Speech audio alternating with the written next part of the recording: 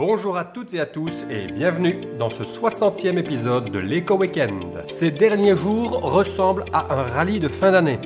Évidemment, l'arrivée du variant Omicron avait créé une correction qu'il convenait de compenser, mais l'attrait pour les actifs risqués est bien présent. Alors les firmes spécialisées avaient demandé 2 semaines pour pouvoir clarifier la nouvelle situation sanitaire et à présent les nouvelles sont rassurantes.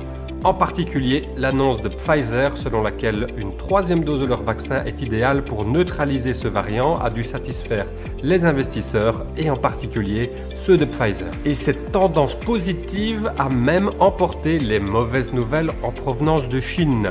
Le groupe Evergrande est à présent officiellement en situation de défaut de paiement. Ensuite, les tensions liées aux sociétés cotées aux États-Unis sont toujours présentes. Ensuite, après les États-Unis, l'Australie, le Royaume-Uni, le Canada s'est joint aux déclarations de boycott des Jeux olympiques d'hiver en protestation contre les entorses aux droits de l'homme. Et finalement, le tribunal ouïghour, une instance indépendante basée à Londres, a jugé la Chine coupable de crimes contre l'humanité.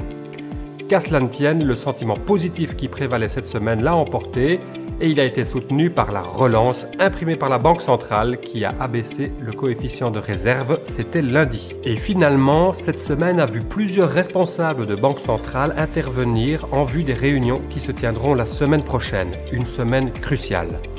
Et vu le contexte, il était nécessaire de clarifier les intentions afin d'éviter une volatilité importante sur le marché des taux.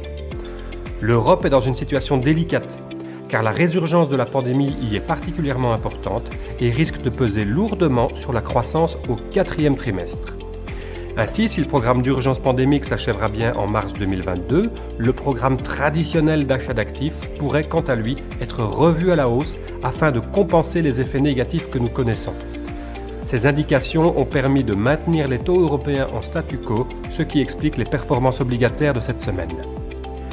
A l'inverse, aux États-Unis, les données économiques battent tous les records, notamment en matière d'emploi depuis 1969, mais aussi d'inflation la plus haute depuis 40 ans. Ici, c'est à une accélération de la sortie du programme d'achat qu'il faut s'attendre. Les annonces laissent présager une sortie en 4 mois au lieu des 8 mois annoncés il y a 6 semaines à peine. Ici aussi, le statu quo a été atteint sur les taux à 10 ans, ce qui signifie que pour les investisseurs, l'inflation va bien être jugulée. Et par contre, les taux courts américains, eux, anticipent à présent plusieurs relèvements de taux d'intérêt en 2022, d'où leur évolution à la hausse, comme on le voit sur le graphique qui apparaît à l'écran. Sale temps pour le ministre wallon du budget. Après différents errements sur son décret fiscal qui redéfinit la période suspecte pour les donations mobilières, il a dû faire face à une dégradation du rating de la région, tout comme la Flandre d'ailleurs.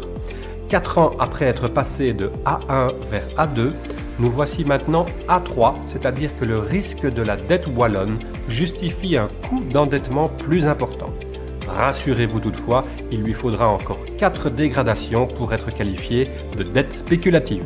Cet Eco Weekend est terminé, je vous donne rendez-vous le week-end prochain et d'ici là, je vous souhaite un très bon week-end et une agréable semaine.